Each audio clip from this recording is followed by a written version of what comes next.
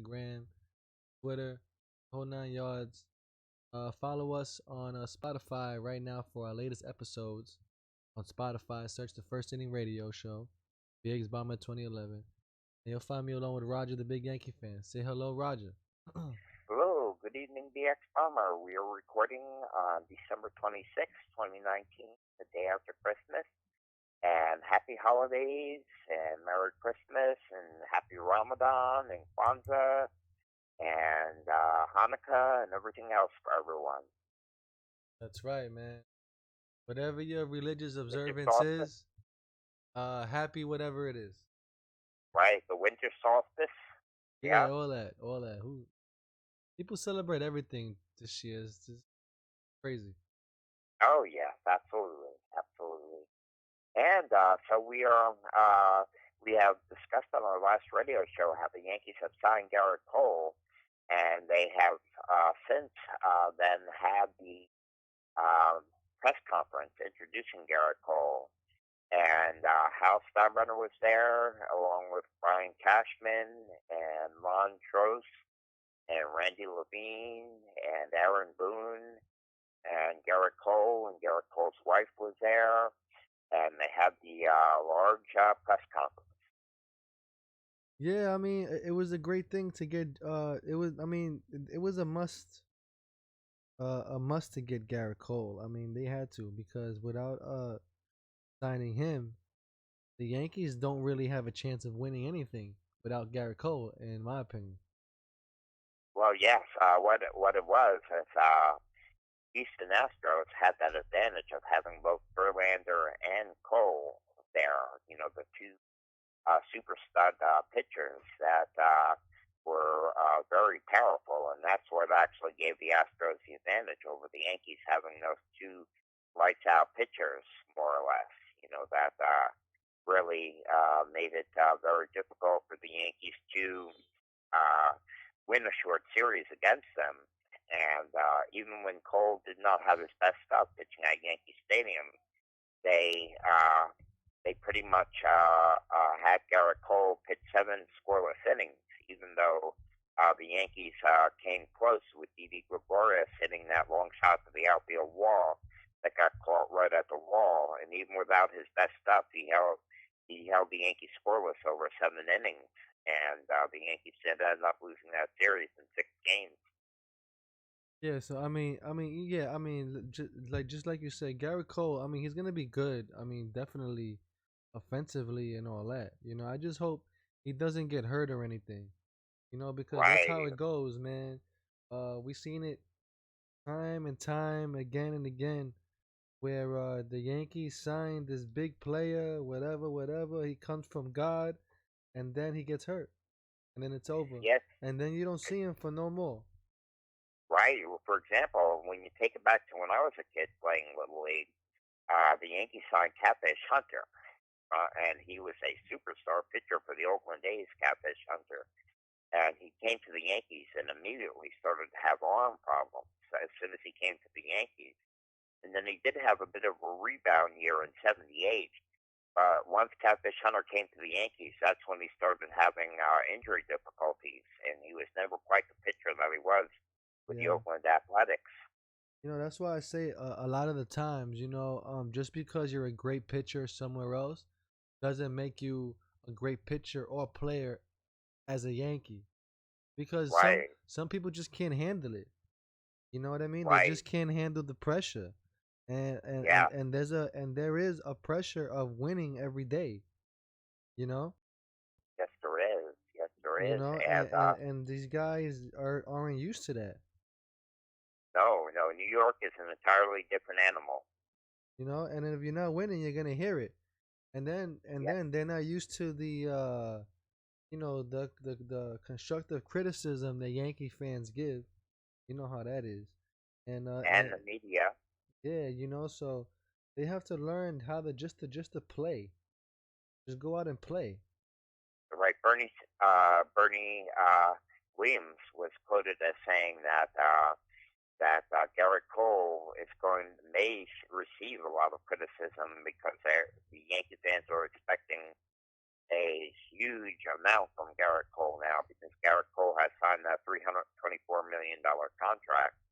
And the Yankee fans will throw that up in his face if he starts to have some problems because the pressure is tremendous in New York City between the media and the fans and playing in the largest market in the country. Yeah, man. I just hope that this doesn't turn into the worst signing in Yankee history. You know what I mean? Right, and I have a little bit of details on the contract. The way it is going to work out is Garrett Cole is signed to a 9 year straight up $36 million per season contract. Plus, he has an opt out after the fifth year of playing with the Yankees. By then, he'll be 34 years old. And but the Yankees can void the opt out if they choose to by adding another year, a 10th year at $36 million. So the Yankees could void his opt out by adding another year to the contract at $36 million.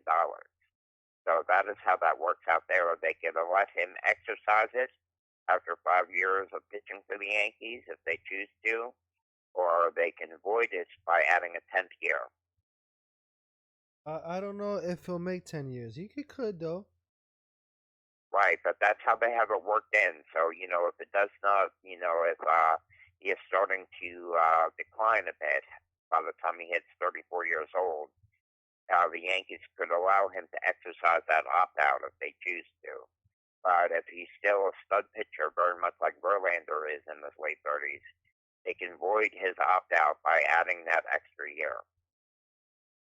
Yeah, which sounds good. Right? So that is how that is working out there.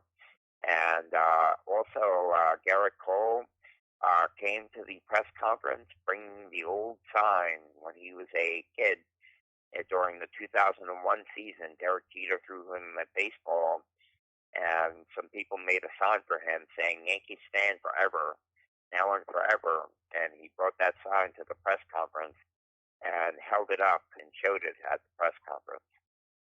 Yeah, that's the original sign and everything that his mother made. Wow, that is fantastic. And that was really good. And Garrett Cole looked pretty good. He got a haircut. He was all clean shaven. Yeah, he looks good. Right, man. Hopefully, like I said, it works out, man. Because I don't wish bad on anybody, but man, it takes a lot. Oh yes, exactly, exactly. And unfortunately, the Yankees have lost two of their fan favorites. Dylan Betances was signed to a 1 year contract by the Mets, and Dylan Betances really was not pursued very strongly by the Yankees. And Dylan Betances is a native New Yorker and decided to sign a 1 year comeback comeback contract with the Mets, a 1 year $10 million contract. So he will be pitching for the Mets next year. And the Yankees did not really pursue Didi Gregorius either. And Didi Gregorius also is going to have a comeback contract, and he was signed by the Philadelphia Phillies to reunite with Joe Girardi, and he will be having a 1 year, $14 million contract with the Phillies. Yeah, the whole Betances thing, he's actually being paid $2.2 million for the year. Oh, I see. And then it's added on 5.3 million signing bonus. I see. And he's also includes a $6 million player option with a $3 million Oh, buyout. So ah, that's the $10.5 million total guarantee. If I see. Betances appears in 50 games in 2020, he'll get that money. I see. I'm glad you broke it down for me. I'm Yeah, glad you and broke it and it down will for also me. trigger if he plays the 50 games. It's hard to get into 50 games actually. Right. If he gets to 50 games, he'll trigger a $1 million player option for 2022 with a $500,000 buyout. Wow. Okay. So they've really worked that contract down to the T for Dylan Betances, and Yeah, man, they and you gotta understand why because baseball might not need lefties anymore. right. Well, Betances is a right-hander. Betances is a power right-hander. Oh yeah, I'm sorry, right-handed. But the Right, Yankees have too right. many right-handers already on the. Yes, exactly, exactly. And so that is how that is going to be working out there. And the Yankees have re-signed Brett Gardner as well to a $10 million contract with an option for a following year. And I think he got a $2.5 million signing bonus. Is that correct? Say that again. I believe Brett Gardner was signed to a $10 million 1 year contract with a $2.5 million signing bonus and an option for a second year. Yeah, he's getting paid the $8 million with the 2 million signing bonus, 10 million Oh, altogether, okay, okay. So that's how that works out there. which is So horrible too because they should pay that guy a little bit better. yeah, yeah. I You guess know. what they're factoring in his age. I believe he'll be 37 this year. Well, here's And the thing with the Yankees though. With the Yankees, they have a lot of things that they don't tell you in the contract that we will never know. That there's a lot of right. incentives in there. That if you reach a certain amount of doubles and hits or whatever, you get more money for that. Oh yes, absolutely. I fully understand that, and they have different types of things, no doubt about it. You know, But the last that I heard of a contract, a big contract like that, Alex Rodriguez, he was making like 10,000 or $20,000 a home run. wow, holy cow, that Yeah, is so incredible. the Yankees they make you hit the home run. It's not like they tell you to do it. They make you do it by giving you these incentives. You know what I mean? Right. They give you the incentives to do it, no doubt about it. So you No have doubt about it. these little career goals that you have to get, you know, that you have to hurdle over, you know? And Right, that's what makes exactly. you valuable. You know, that Exactly. people don't get that, but a lot of players, man, can't live up to the incentives neither. That's another thing. Right, right.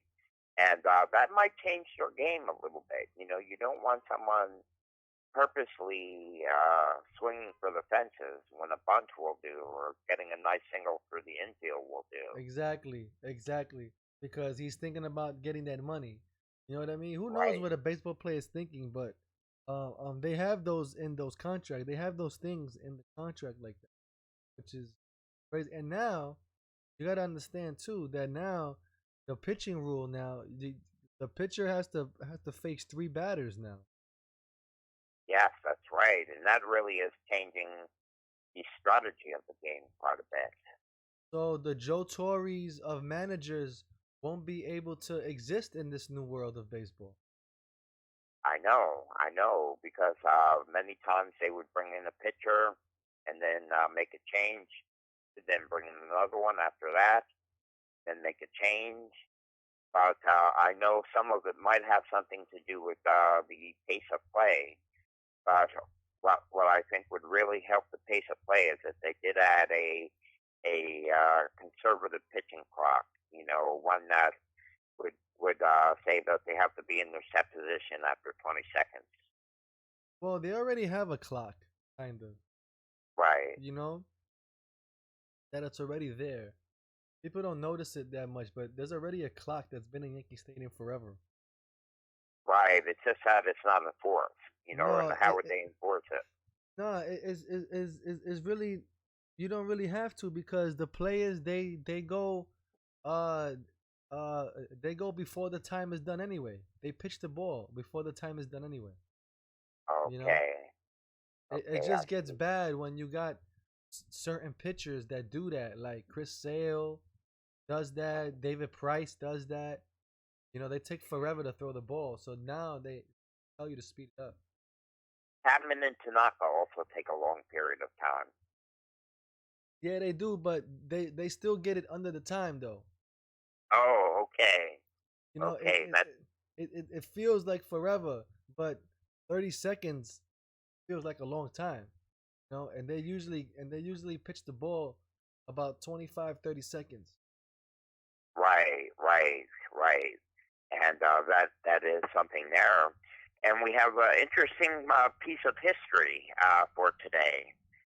Today, December 26th, is the anniversary of the Red Sox selling Babe Ruth's rights to the Yankees, and I have a little bit of an article about it if you would like me to go through it. Yeah, let's hear it. Okay, exactly 100 years ago, the Boston Red Sox traded away star Babe Ruth for cold hard Broadway financing cash in a move that haunted the Red Sox for nearly the next 85 years. The Babe was coming off the season that saw him hit 29 home runs, setting the all-time record. At 322 and knocked in 113 runs batted in, all career bests. However, disappointed by a sixth-place finish after winning 3 of the past 4 World Series, ownership decided to ship the controversial player to the New York Yankees for an amount that ended up being around $125,000. This chunk of change financed Red Sox owner Harry Frazie's production of No No Nanette. Worth it? Was it worth it? Yes. And it was on this date in 1919.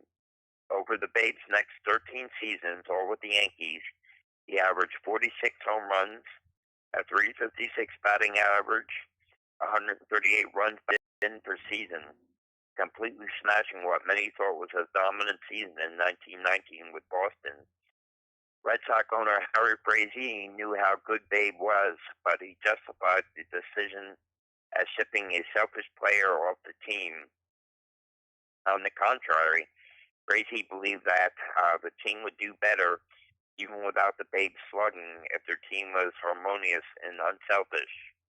And while this theoretically makes sense, he did not know just how good the Babe would become, as he still has the third most home runs in Major League Baseball history and still holds the record for career slugging percentage and OPS, leading both of those categories 13 out of 14 years span in his career.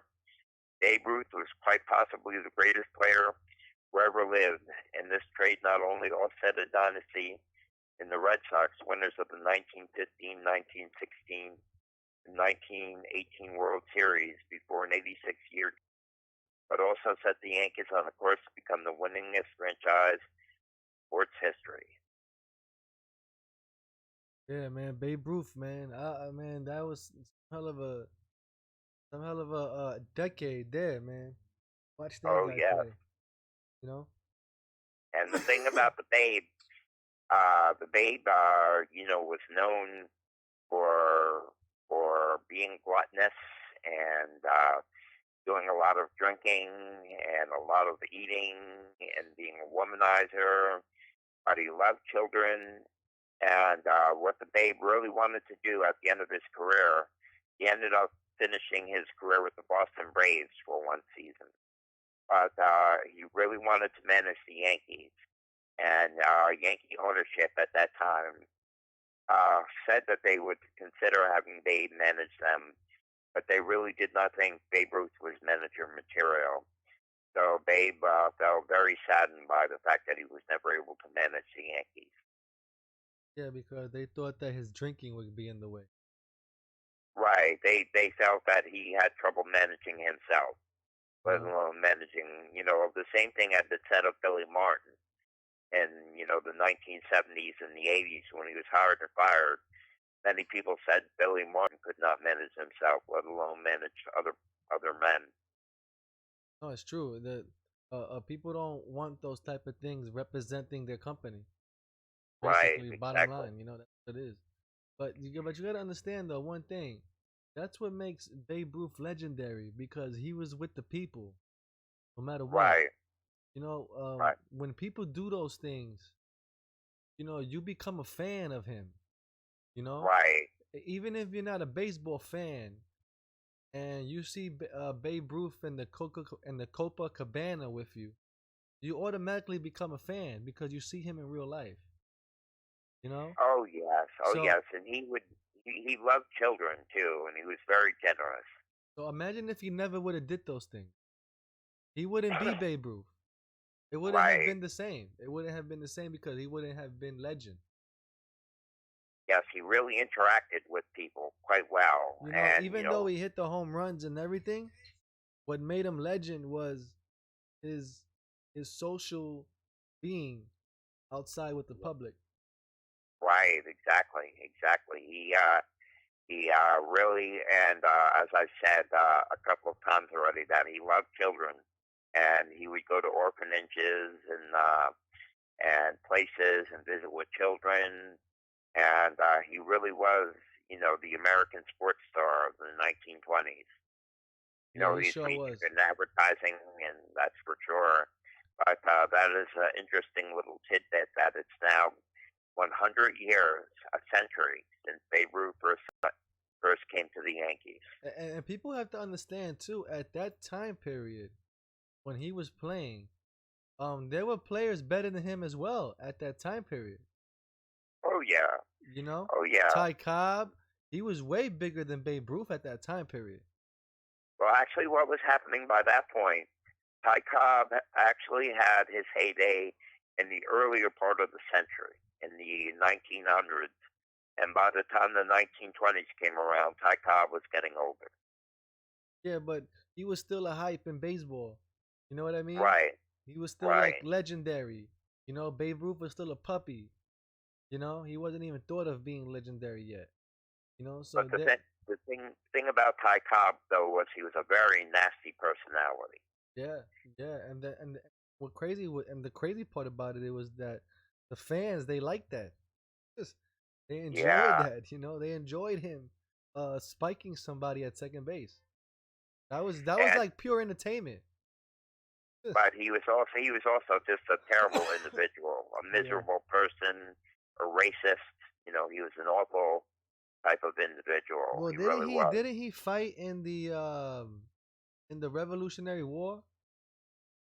Ty Cobb? Yeah, wasn't he in the war in 18 something? No, Ty Cobb played baseball in the 1900s. Yeah, but he was a young boy in 1890 or something like that, right? Oh, yeah, yeah. Oh, the Spanish American War, you do mean? I think he was in one of those armies, man, when he was a kid, and then that's how he got that racism thing because he was part of the South. Wow, wow. What I'll do is on one of our next radio shows, we'll do a radio show on Ty Cobb, and I will look up all kinds of information about him. Yeah, he might have been part of the not Gettysburg, but The Spanish American War was the one that took place in the 1890s. so that he might have been part of that. Might have been Right, part of right. that, yeah, because I think he was a ex veteran or something. That's why I got into baseball. He was always Unless playing he baseball. unless he appeared in World War I, because World War I took place from 1914 to 1919, and the United States got into it in 1917. Nah, he's already older already. Yeah, yeah. He's already We'll old do it. already. He's already We'll do like a in his radio show 40s on by Ty Cobb. yeah. Yeah, But yeah, he's in one of those things. Yeah, right. have you ever saw the movie? With Tommy Lee Jones playing the part. Yeah, it's in the beginning. You ever see the beginning? Oh, it's been a long time since I've seen it. Yeah, Been a long. it's like a brief period, and I guess Hmm. maybe he was part of those, those Confederate people probably. He was in the Wow. South, so Yes. My that's goodness. that's how it My was, goodness. man, and it was sad, man. And talk about that. I'm watching the movie now, Harriet. The movie about Harriet Truman. Oh yeah. Also, Yeah, Harriet Truman was very interesting too. Uh, uh, Truman was FDR's second vice president, and when FDR passed away, Truman took over as president in the late 40s. crazy, man. Baseball been around for so long. Oh, because you got to Oh remember, yeah, baseball started in 1890, right? earlier 1840 is when they try to date it back to. It No, I'm saying about 18. the actual Major League Baseball is like goes back to like 1890, right? Well, no, the National League started in 1876. 1876. Because I remember the first baseball league was invented in Hoboken, New Jersey, Right, and the team right, was called the Knickerbockers. right. They were playing baseball. They were baseball clubs all through. They were playing baseball during the Civil War, actually, and baseball has been around for about 170 years now. It's amazing, man. It's Yeah, so much history. I mean there is a lot of things about Abner Doubleday, but a lot of that is legendary in mythology, you know. And we'll do a whole history of baseball. One of the best things to see about the history of baseball is a series by Ken Burns. Ken Burns Yeah. is a documentary film, and he made a wonderful documentary Oh yeah. about baseball. Yeah, I seen that, man. That's crazy, man. And that's a long history, man. And the Yankees is mostly part of all of that, Oh yes, well the going back Yankees, to Babe Ruth. right? The Yankees came to New York City in 1903 as the New York Highlanders. They had 1 year in Baltimore as the original Baltimore Orioles, and then came to Hilltop Park in Upper Manhattan in 1903 as the New York Highlanders. And then the press was already calling them Yankees. And by 1912, they officially changed their name to Yankees. And they made their first World Series in 1921 when they were playing in the Polo Grounds, sharing the Polo Grounds with the New York Giants. And then they started to outdraw the New York Giants, and then the original Yankee Stadium was built in the South Bronx in 1923, and that is the original house that Ruth built. And 1923 was the first year of the first World Series championship by the Yankees. What's amazing is that the Yankees pretty much started every trend in baseball. You Yes, know, they really are historical, no doubt about because it. I mean, people had stadiums, but the Yankees, when they invented the Yankee Stadium, they made it in a way where it would benefit them. You know, Right. before they were just building the stadium, and the way it came out is the way it came out. You know, Oh, there was oh some yeah. stadiums that had houses in left field, part of the field. You know what I'm saying? So, eh, Oh yeah. Well, they built them. They called them ballparks, which we still do today, but they were known as parks. The Yankee building was the first to be known officially as a stadium. exactly where they actually purposely put concession stands and whatever have you in the stadiums to make it an actual stadium, like you say, which is Right. crazy. You know. It was the Cathedral of Baseball. And then fast forward 70 years to Steinbrenner, right? Where baseball hasn't changed in those 70 years. But when Steinbrenner gets a hold of the Yankees, he changes the game with music. People forget that Steinbrenner is the one that started that with the Right. music. He's the one that gave the melody to what's its name? The organ guy. All those chants. Oh yeah. Oh yeah. Well, yes, absolutely, absolutely. The Yankees brought the organ in. And I think they were one of the first ballparks to have an organ, the stadium to have an organ. No, Uh, I, no, I believe it's Wrigley Field. oh, Wrigley Field was the first, huh? I believe so. Yeah, I believe it's Wrigley Field where they had the pipes and all that, like the real deal joint, like in the church. Right, right. I see. I see. I have a little bit of information about Ty Cobb. He wasn't old enough to fight in the Spanish American War. Ty Cobb was born on December 18th, 1886. So he was, and he died July 17th, 1961. He was nicknamed the Georgia Pete, and so he wasn't old enough to have served in the Spanish American War. So he must But have been like in the Boy Scouts or something. right, but let's see. We have his major league career. We'll do a whole radio show on Ty Cobb, no doubt about it. But Yeah. let's see here. Oh, Cobb regarded baseball as something like war. Future Tiger second baseman Charlie Gehringer said, "Oh, I see. This was 1911 to 1914. We don't really have time to get into it now, No, go but ahead. We I got will." plenty of time. Don't worry. We don't have no Oh, time limit. There's no time limit. Go ahead. Say talk about. okay, okay. Well, here I will do an outline. I will do an outline Yeah, just really brief. Cub.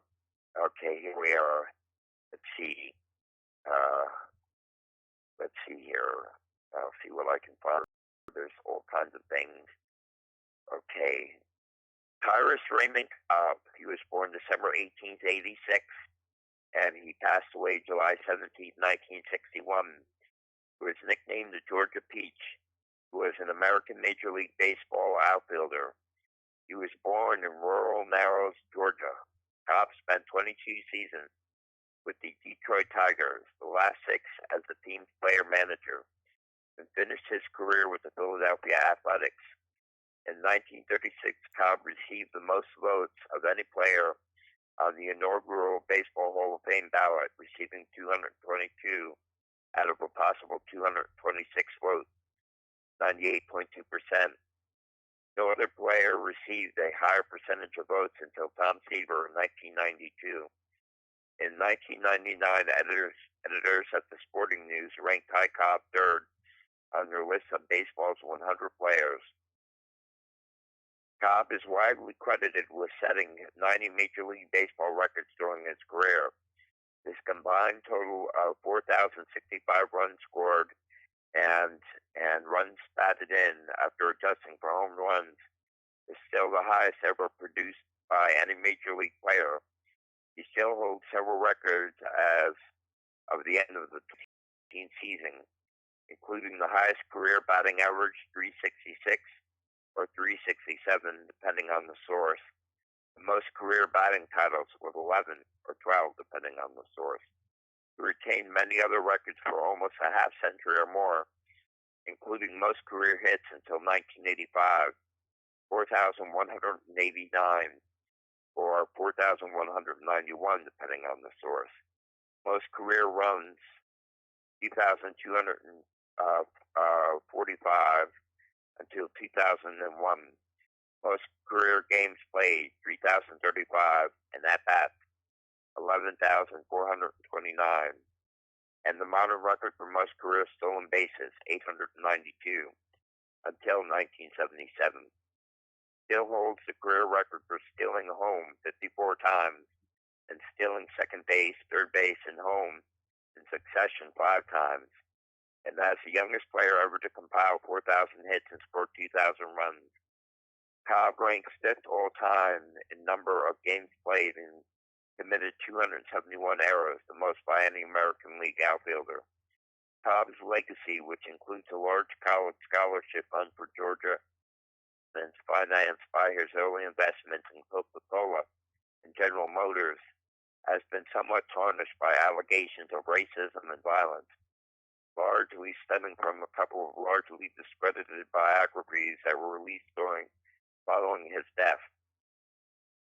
Cobb's reputation as a violent man was fanned by his biographer, sport writer Al Stump, whose stories about Cobb have been discredited as sensationalized and have largely proven to be fictional. While he was known for often violent conflicts, including with African Americans, Cobb's attitude on race underwent a change following his retirement, and he spoke favorable about black people joining Major League Baseball. So there was a little background on Ty Cobb. Yeah, man, he was one hell of a player, man. He wouldn't be able to play in this day and age.